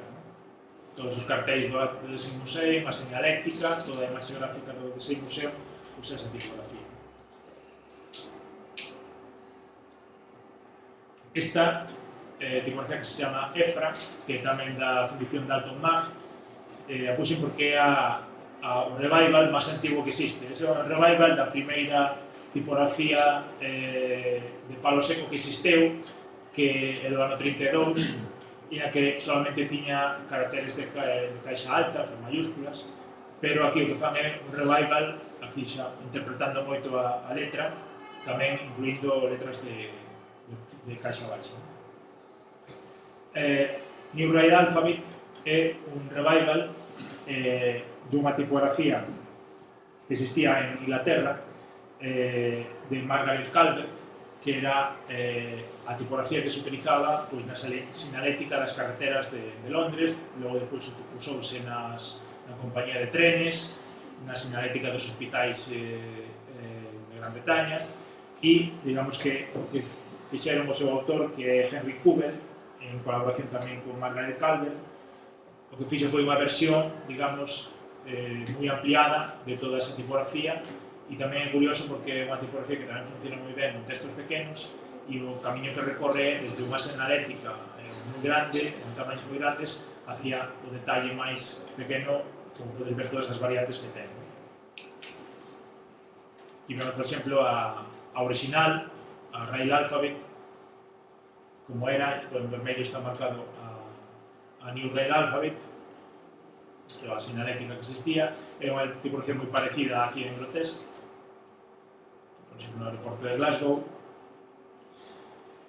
Outra tipografía tamén nesa liña dos revivals é a Grot 10, o sea, Grot 10, tamén de Henry Kuben, do mismo deseñador anterior, do ano 2011, e o que fai é un revival de algunhas tipografías da fundición Stephenson Blake, que é unha fundición inglesa, que tiene unha tipografía neste caso un pouco máis, non é tan neutral, ten certos detalles característicos, pero que sigue esa liña de recuperación histórica dunha tipografía. En xeral, todas estas recuperacións históricas o que fan é mellorar esas irregularidades ou esa deformación que teñen as tipografías en metal e ampliar as familias, ¿no? Facer versión light, ultra light, en negrita, ultra negrita e demais.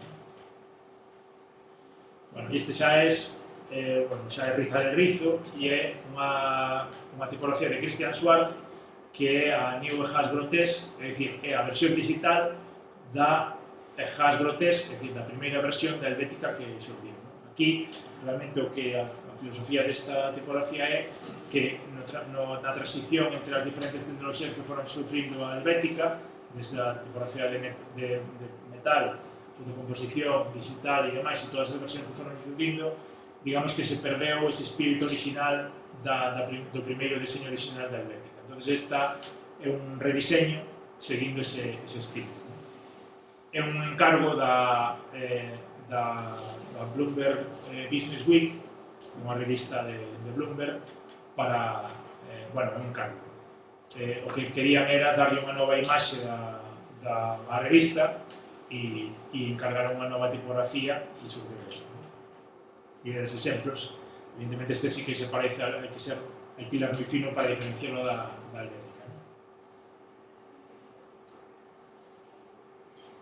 E, por exemplo, a Recta tamén ten unha versión deste ano, 2011, de Canadá Type, que é unha fundición tipográfica digital de Canadá, na que tamén recupera esa versión da Recta de Aldo Novarese en Italia.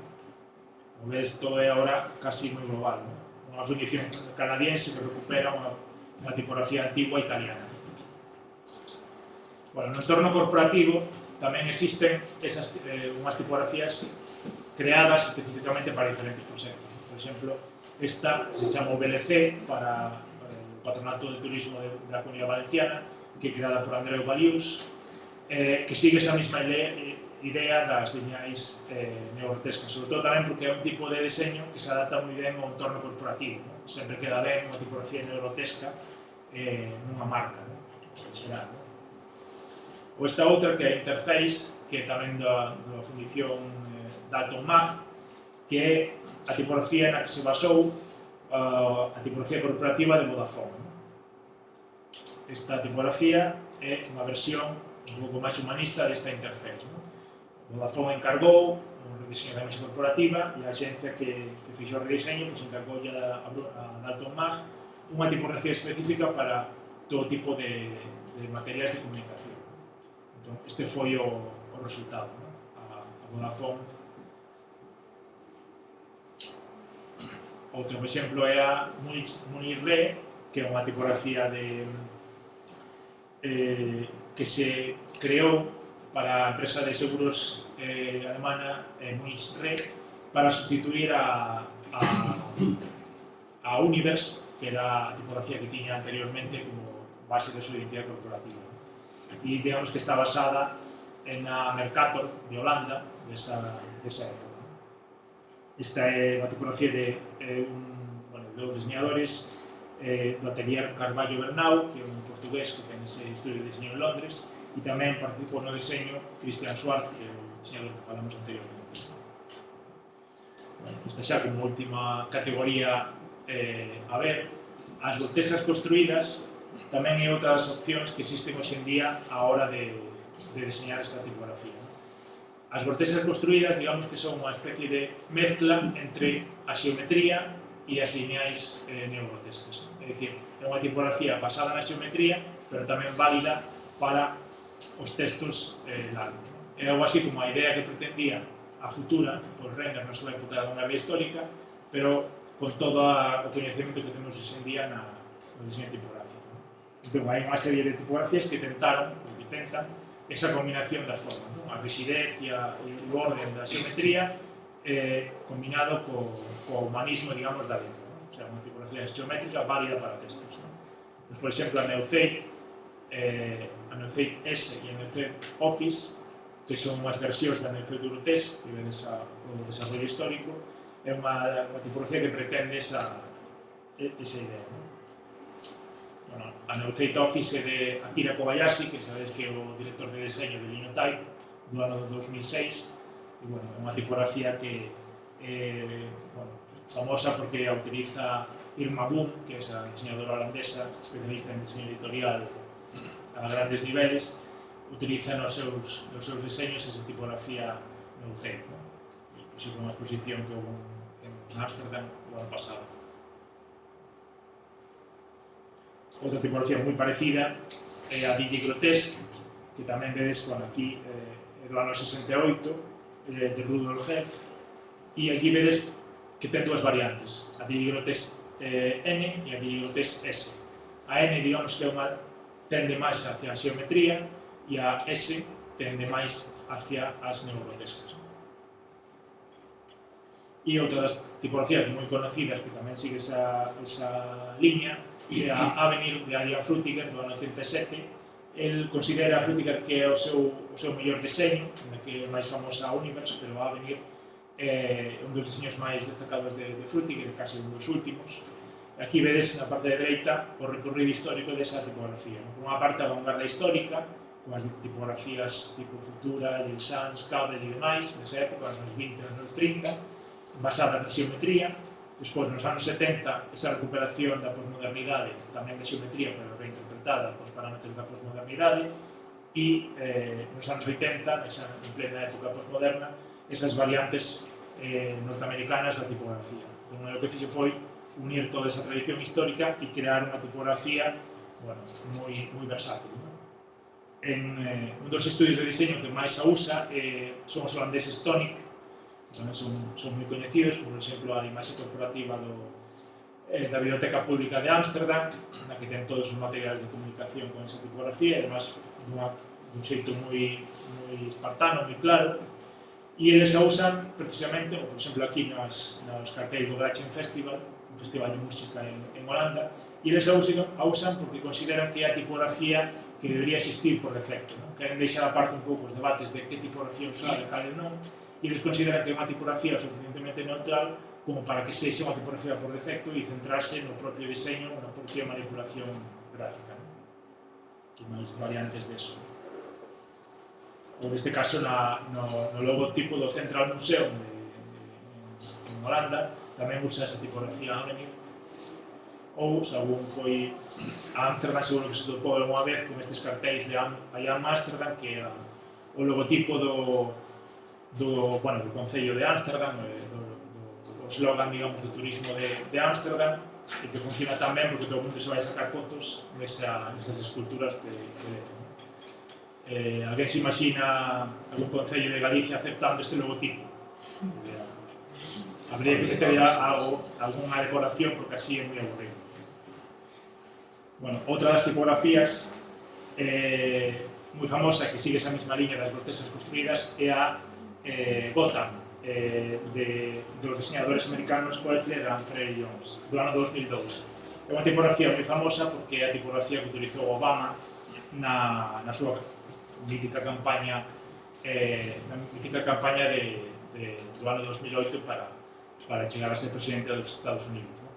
E non sei se sería gracias a tipografía, pero bueno, que foi unha campaña foi moi comentado e extrañísimo, ¿no? Que foi comentado o tema da tipografía na campaña de Obama, ¿no? Entonces, toda esta parafernalia que ele utilizou na súa, os seus asesores, pois foi moi usado, sobre todo porque tamén, bueno, este é outro caso do uso da Gotham, que é a identidade corporativa de AG2R na Mundial, que é unha compañía de seguros francesa, e que tamén utiliza esa tipografía. Bueno, esta historia da tipografía Gotham é que está basada nos rótulos dos comercios de Nova York na época do New Deal, na época da crisis bestial que houve en Nova York a principios de século, na que, bueno, con respecto á crisis, a xente tiña que rotular os seus propios as tendas, os supermercados ou cualquier negocio tiña que facer os seus propios rótulos e entón a xente facía a man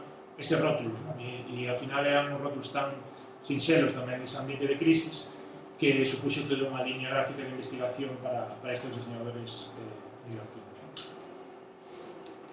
Bueno, e a última tipografía é esta, que é unha tipografía que se chama Neutraface, tamén polo seu nombre se indica esa idea de neutralidade do ano 2001 dos americanos House Industries, que está basada na xeometría minimalista dos letterings, das letras que utilizaba na arquitectura o diseñador Richard Neutra. Bueno, coller a xeometría da gráfica dun arquitecto, e os arquitectos que teñen unha gráfica moi particular pasan olímpicamente da historia de tipografía porque están por encima e entonces usan a súa propia estética. Entón é un pouco coller esa idea e facela un pouco máis legible, usable. Bueno, se queredes saber algo máis sobre a tipografía, hai un libro que vos recomendo. E, bueno, esta charla, digamos que é unha pequena parte desta investigación, que é a miña tese doctoral, un pouco máis aumentada, que despois se publicou en Camgraphic, e, bueno, aquí analizo un pouco a historia da tipografía de Palo Seco, non solamente a liña dos que son tamén as xeométricas, as humanistas, as xeométricas industriales e demais, un pouco toda a historia do diseño. E finalmente, bueno, pues, despois de tanto investigar durante tantos anos nesta tipografía grotesca, pois claro, chegaba un momento en que había que ver un pouco cales eran as sensacións, tamén como diseñador gráfico, cales eran as ideas que había detrás desas tipografías tan simples, ¿no? Adrian Frutiger sempre decía que diseñar unha tipografía con remates era moi fácil, porque os remates eran adornos que podías disimular a túa torpeza ou algún fallo que podías tener, ¿no? Donde realmente aí era importante era diseñar unha tipografía grotesca, ¿no? Porque iso era a liña pura esencial e aí non te podías escapar, ¿no? Entón, en base a esa idea, pois, eu un pouco, sin ninguna pretensión e por divertimento, pois me puxen a diseñar unha liña grotesca deste tipo, ¿no? Entón, bueno, está en fase moi beta, ¿no? pero bueno, vai avanzando, ¿no? Esta é a versión light e a versión bold e algo máis claro.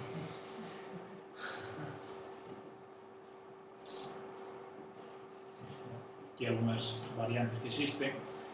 Bueno, realmente sí que é recomendable a xente que se dedica ao diseño gráfico que se poña, que sea por divertimento, que se poña a diseñar unha tipografía, porque realmente hai tal cantidad de matices e hai tal cantidad de complicacións que incluso pode chegar a ser un pouco obsesivo, ¿no? Porque, claro, a gran prueba de fuego é usar unha tipografía para textos, ¿no? Porque para un cartel calquera fai unha tipografía, ¿no? Pero que unha tipografía funcione en textos máis pequenos, pues digamos que sea a gran prueba de fuego se unha tipografía é para textos ou simplemente unha tipografía para grandes titulares, ¿no? Bueno, faltan guíos espaciados, non ten nin kernel, nin espacios, nin nada, pero bueno, estamos aí en ello, ¿no?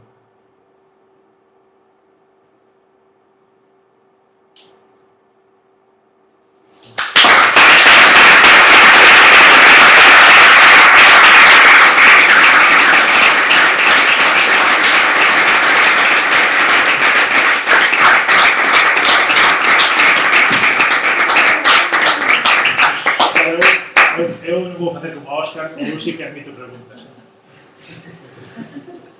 Dígame. Tengo unas cuantas. No sé cómo estamos de tiempo. Yo no tengo nada que hacer. Vale. Me ha encantado la presentación, muchas gracias. Me quedo pensando con la que antes hablaste el Christian, el chico este, como que arregló y restauró la Neue Grotesque. ¿Qué hizo? ¿La volvió hacia atrás? Porque decías que era la helvética. pues en la Helvética antes de cambiarle el nombre, ¿no? Antes de que Finatec comprase los derechos, pero la restauró, es que me acabo de dar cuenta que la R es como, bueno, muy parecida en cuanto a la R de tu tipografía y a la de la Arial, en cuanto a que tiene esa diagonal que no es, bueno, ahí lo estamos viendo. Sí. ¿Realmente qué es lo que hizo ahí? ¿La volví hacia atrás? Isto é, se ves as diferentes versións que había da Helvética, o ves claramente. Son sutilezas moi pequenas, pero que sí é certo que o diseño original se foi perdendo conforme se iban creando versións para a composición, versións digitales, diferentes versións. Entón, o que fixo foi ceñirse ao diseño original. En xeral, digamos que é un pouco máis orgánica, máis suave de forma. E, por exemplo, unha das grandes novedades que aporta esta tipografía é usar esa R xeométrica, en vez de o remate curvado, o remate diagonal. Que teñen moitas tipografías tamén dese tipo, onde el propón esa nova variante. Hai moitas tipografías que propoñen esas dúas variantes. ¿No? Por exemplo,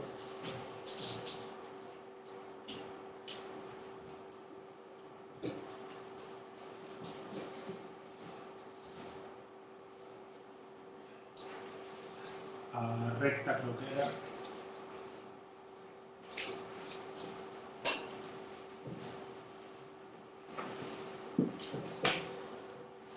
¿Cómo está la línea?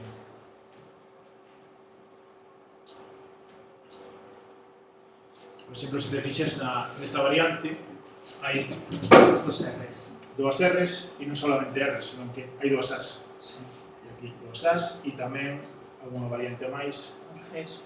As Gs, exactamente. Hai dúas Gs, é dicir, esas son as dúas variantes que existen entre as grotescas e as xeométricas. Normalmente as xeométricas tendían máis a simplificación da forma, entón eliminaban esas formas. E a forma xeométrica da A sería esta, que é a forma da futura. Esta sería a forma neogrotesca. Entón, él pues, recupera esa forma na Helvética. ¿No? En cambio, una de las cosas que se le achacan a la Arial, ¿no? Es como que, por ejemplo, en la R, bueno, en la parte de arriba de la T, ¿no?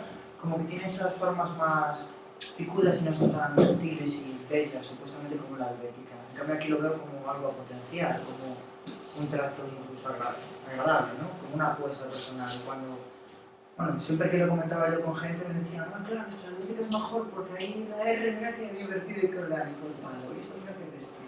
Bueno, en xeral, tampouco, o sea, os detalles fan a forma completa, ¿no? Pero realmente se imprime un texto en un tamaño determinado en Arial e outro en Helvética, pues realmente o resultado final sí que se ve moi diferente. A Arial é unha copia mala desa tipografía, é unha copia que tamén que se fixe moito para utilizar en entorno digital, o cual non está moi ben enseñado. Vale, a ver, sigo con otra. Antes comentabas lo de la única, que hicieron una mejora. Sí. Teniendo en cuenta que tú eres el que sabe aquí en esto, yo no creo que yo esté capacitado para ver si realmente han mejorado o no. Y si tú lo has estudiado, ¿realmente han hecho una mejora significativa de la Helvética? Bueno, o que pasa é que para decir se unha tipografía é mellor que outra é un pouco complicado. Normalmente, a un nivel determinado, pues podes ter unhas preferencias personales, se poden utilizar para unhas cousas ou para outras, depende tamén do que busques. ¿No? Realmente, se ti buscas un diseño racional, limpo e demais, pues sí que funciona perfectamente tanto a única, como a helvética, como a universe. Se queres algo máis de expresividade, pues entonces tens que ir a outra tipografía. Neste caso, se é mellor ou peor. Eu creo que é un pouco mellor se a entendes como unha tipografía que se basa nas ideas do proxecto moderno. Porque é unha tipografía que corrixe as reminiscencias, digamos, que tiña a helvética das finais do século XIX. Esas irregularidades, hai unhas formas da helvética, a que é moi redondeada e demais. A xente critica, o propio Bruno Mag, nunha conferencia que deu hai pouco, decía que a helvética non era unha tipografía moderna, era unha tipografía que se basaba na tradición do século XIX, por tanto non podía ser o exemplo da tipografía moderna. Sin embargo, a Univers sí que era unha tipografía diseñada na modernidade. Por exemplo, aquí a letra A, o remate final é máis vertical, non ten ningún adorno ni nada. Entón, nese sentido, sí que é máis racional que a helvética. Pero tamén se pode achacar de que é unha copia. Bueno, é moi parecido. Eu creo que a min me gusta máis, por exemplo, porque non é algo, non é unha variante. non hai razón.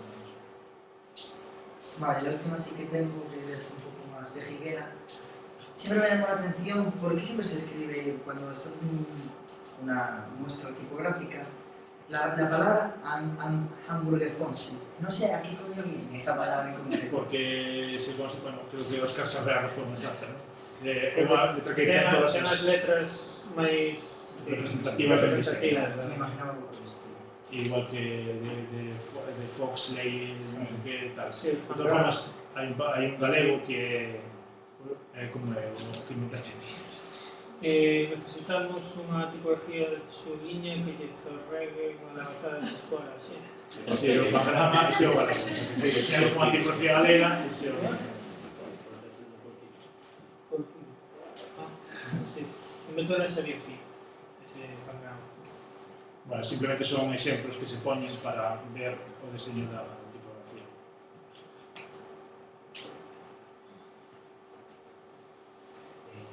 A mí me gustaría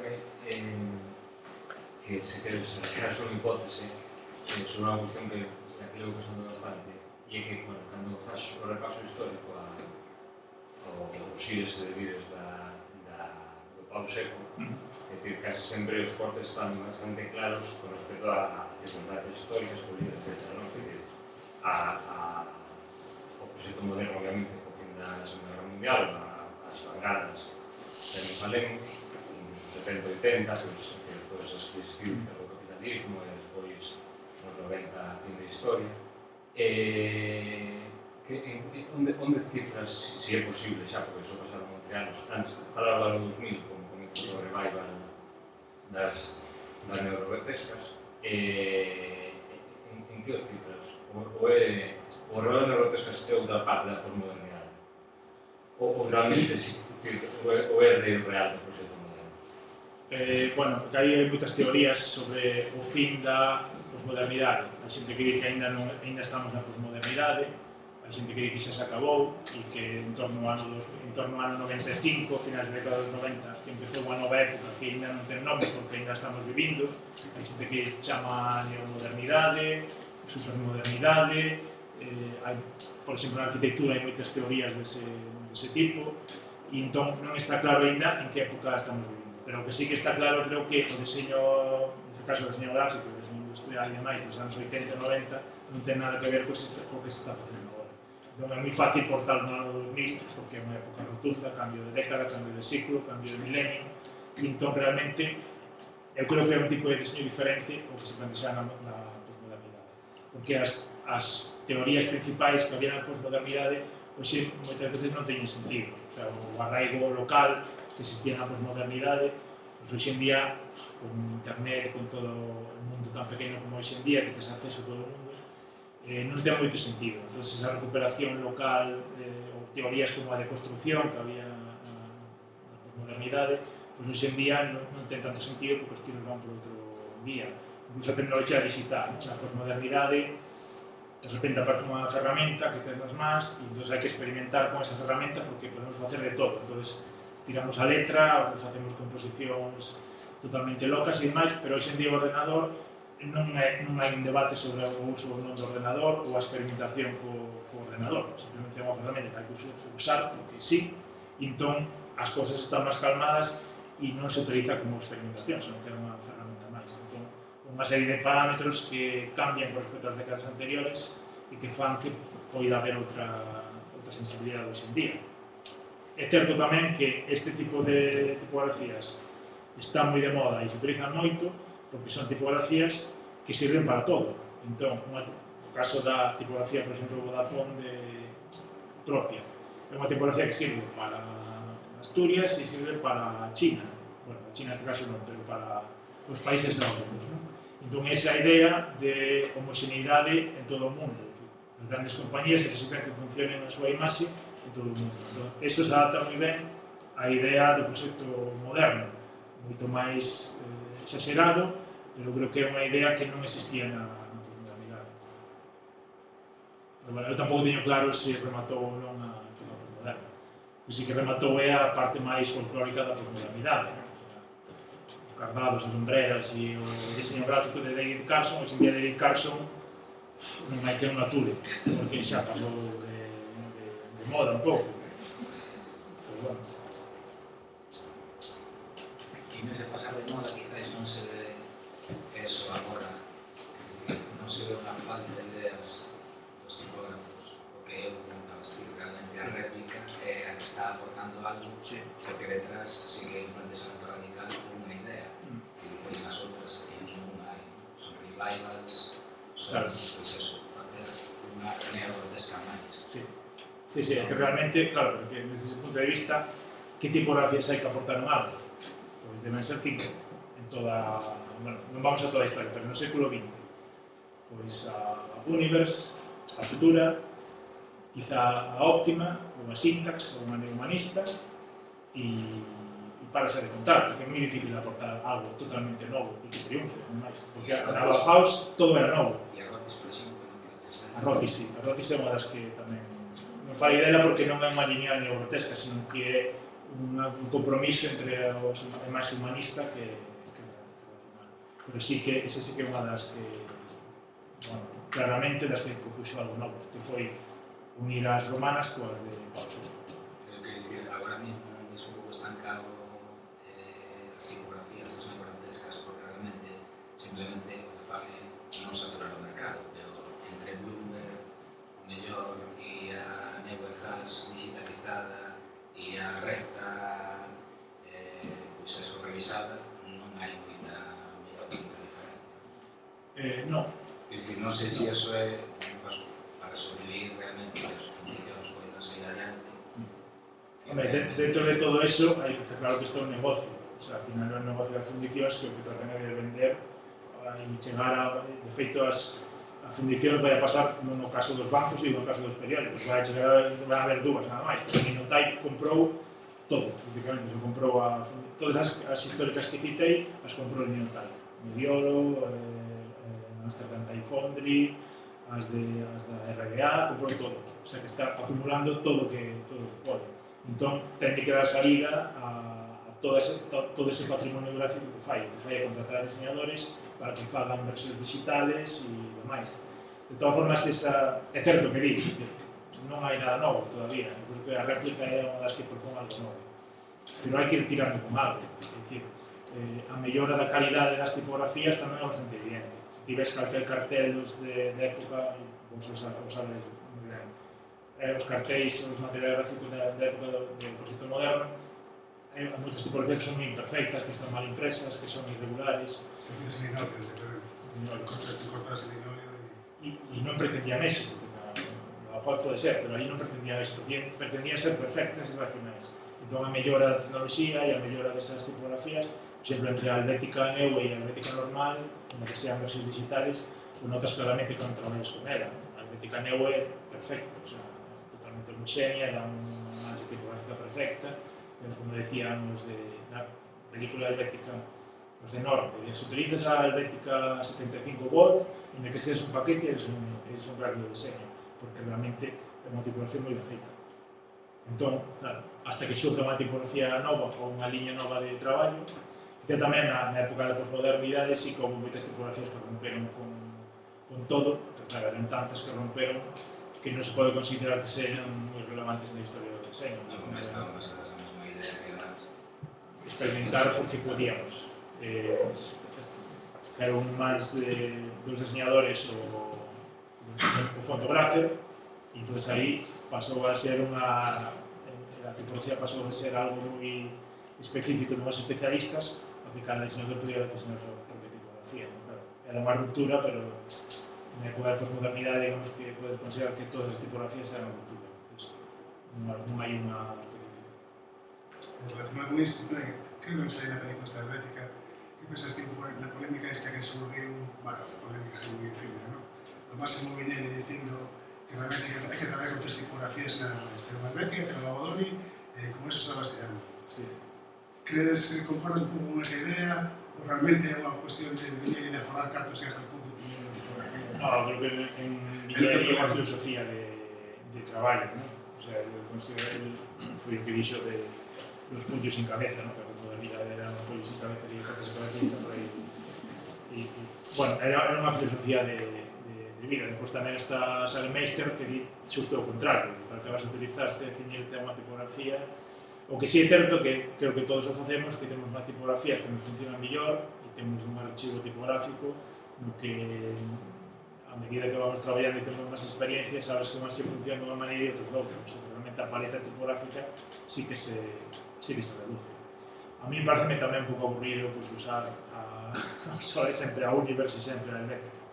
E, bueno, pues, estas variantes pues, serven para hacerche a vida un pouco máis divertida. E se queres utilizar a min estas versións, a maioría da xente profana di, pero isto son todos iguales, aquí que máis dá que teña máis para arriba, máis para baixo e máis. Pero realmente se traballas no diseño, pues sempre hai un aliciente máis para traballar coas ferramentas que che dan. O sea, a mí realmente sí que me parece que é unha boa época no diseño tipográfico. E que non aporte nada novo, pues sí que hai unha cantidad de tipografías e unha cantidad de xente traballando en tipografía que nunca houve tantos diseñadores tipográficos como hoxe en día. Diseñadores, digamos, ortodoxos, o sea, textos realmente que funcionan, non por modernidade.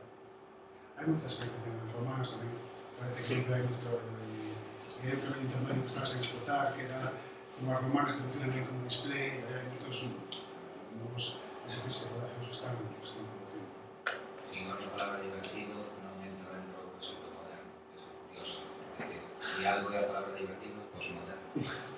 Pero eso, sí. Aquí no divierto unas cosas, ¿no? Divertido. Pero realmente tamén hai outros tipos de diseño do proxecto moderno, Max Huber, que sí que se pode considerar que era un proxecto divertido. A xente equipara o proxecto moderno con a rejilla, todo moi cuadriculado e todo, e realmente o nivel de experimentación era moi alto, o sea, era altísimo. Había unha serie de parámetros que sempre utilizaban e sempre se repetían, pero sí é certo que era unha época bastante...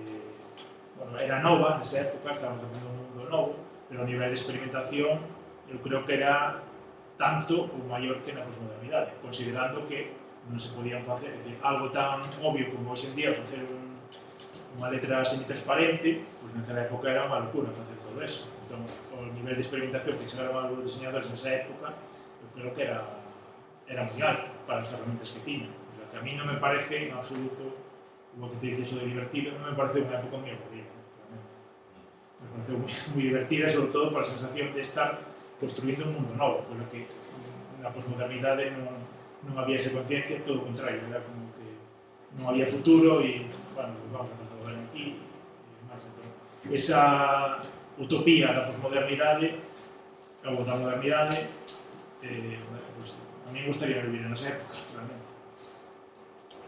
Sí, era algo que eu creía, ademais, é dicir, se les os textos desa xente, todo o que fixeron e demais, pues tiñan unha conciencia do diseño que dixo, hostia, que parecía que estaban facendo pues, naves espaciales, o sea, era algo tan relevante, de feito foi unha das bases do diseño hoxe en día. Entón, pues, é unha época bastante divertida. Claro, que entendes por divertida? Os 80. A 80 era, vale todo, que máis era? Entón sí que foi máis divertida, pero... Quer dicir que os modernos non llegan a escribir a palabra divertido. Na súa teoría. Tampouco é a palabra moda, nin a palabra tendencia, nin a palabra... Pois aí, quer dicir que evidentemente a Ruda se divertía facendo as portadas de M, non? Desde logo, o sea, se non se divertía é posible que sea algo así. Pero como concepto, quer dicir, o Crowell mesmamente, o que decía é que amaban a neutralidade. Quer dicir, e a neutralidade, algo de aburrido, sí que pode levar consigo. De feito, a posmodernidade, que tamén se separa en que decía Carlos, que hai como unha ruptura moi marcada. Al final, quen comeza esa posmodernidade tamén pode ser os suizos. os suizos. Os suizos da época 80. É curioso que... Buen impacto. Sí, o país Salta, efectivamente, aí explota a Suiza, chega a América e os restos movidas. Entón, sí que hai realmente aí un cambio de continuidade. Sí, bueno, porque claro, realmente o que quedou daquela época era o proxecto moderno suizo do estilo suizo internacional. Pero evidentemente había moitas máis tendencias, e feito de eso, a posmodernidade xurdeu en Suiza tamén, porque había as experimentacións tipográficas. E tamén era porque é unha cuestión de da hastío con todo o anterior, que estaba aburrida de facer sempre o mesmo, que tamén é verdade que sempre era a mesma historia, e sobre a modernidade. Tamén a modernidade americana non ten nada que ver con a modernidade europea, é unha contradicción moi dura. O sea, unhas ideas de esquerdas totalmente exudidas da época de Bauhaus, a escola de Ulm, o estilo suizo internacional, as ideas progresistas, de repente damos salto a Estados Unidos, o liberalismo puro e duro, e a tipografía helvética convértese no paradigma do consumismo. Iso lo explica Paula Scherzer, na documental helvética. Iso é unha contradicción pura e dura. E Máximo Vignelli, que me perdone, pero é moi culpable de eso, porque creou marcas que despois son marcas moi capitalistas. Entonces, esa idea do progresismo moderno quedou totalmente diluído en América. Contradicción non, ten que ver con o carácter da realidade, ten unha corriente que vai... Sí, pero adaptouse moi ben ao capitalismo, o sea, pasou dun bando a outro rapidamente sin problema. De feito, sí, Blind. Pero non, tampouco xa como contradictorio, senón que era... Porque eres moi popular, Marchés. Pero sí, de feito, todo o que veo despois da globalización, pois ten moito que ver con eso. Un canadiense que fai unha versión dunha tipografía italiana e outro que vai a Escocia a buscar non sei que, claro, hoxe en día o mundo é máis, non existe localismo. Bueno, claro, mira, más pesca. Bueno, tamén investigo moitas cousas, non só. Bueno, gracias por vir.